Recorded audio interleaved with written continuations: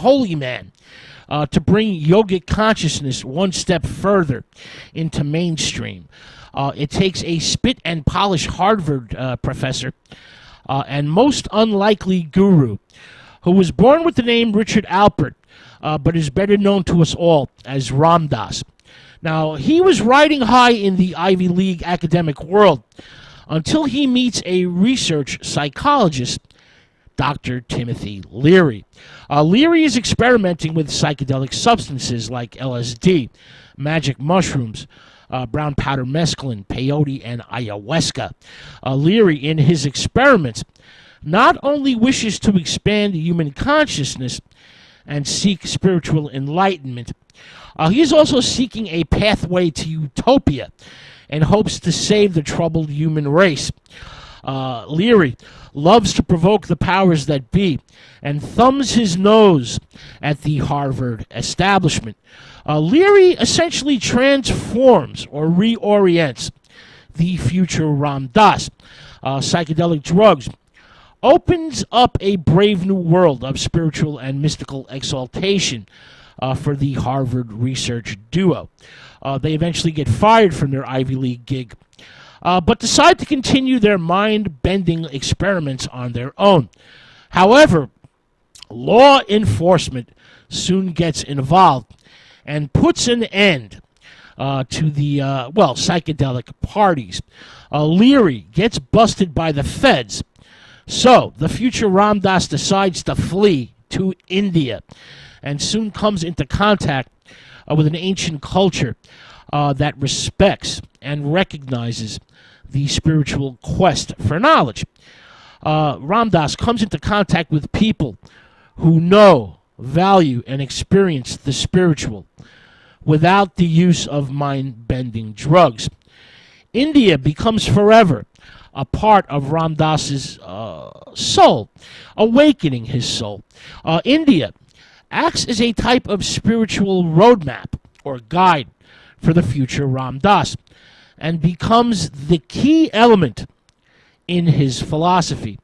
While traveling through the Himalayas, Ram Dass, who is still Mr. Alpert at this point, encounters a type of Hindu saint, Maharishi Ji, who becomes his guru. Maharishi Ji literally reads Ram Dass's mind and seems to know all his inner secrets. The guru tells Ram Dass, the future Ram Dass, that the ex-Harvard academic was out among the stars the previous evening, thinking of his dead mother, and also tells him that his mom died from cancer of the spleen.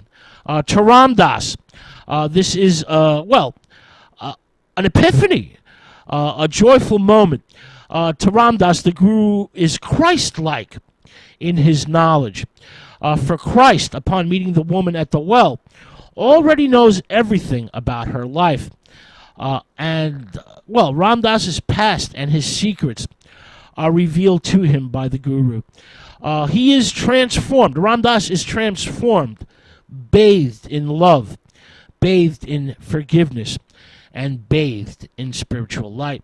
His heart and soul awaken, and Ram Dass realizes that the pathway to the divine is within us all, and that there is no need for drugs or any kind of outside external stimulation.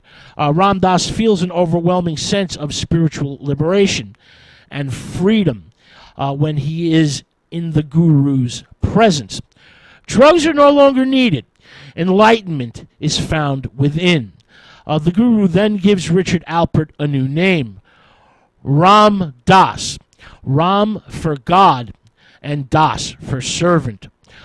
He is then told by his guru to go out into the world and help humanity. Go out there and teach others. Ram Dass writes a best-selling book, Be Here Now, which is published in 1971 and becomes one of the best-selling books of the 1970s. In the text, Ram Dass tells of the glories of various yoga styles and schools, and that religious virtues are not religion-specific. Basically, he's an interspiritual, interfaith individual.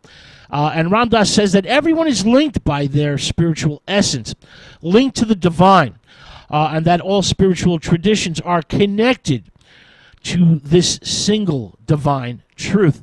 Ram Dass turns the spiritual quest into a lifestyle, the sacred life, becoming a type of spiritual leader to the hippie counterculture. More mystically inclined or more mystically minded suburbanites, older people, more mature people, I shouldn't say old, more mature individuals who live in the suburbs also start to read Be Here Now. The book doesn't just reach a young audience, it reaches a mass audience. And by 1975, the Yoga Journal hits the newsstands. This magazine is staffed by, at the time, it was staffed by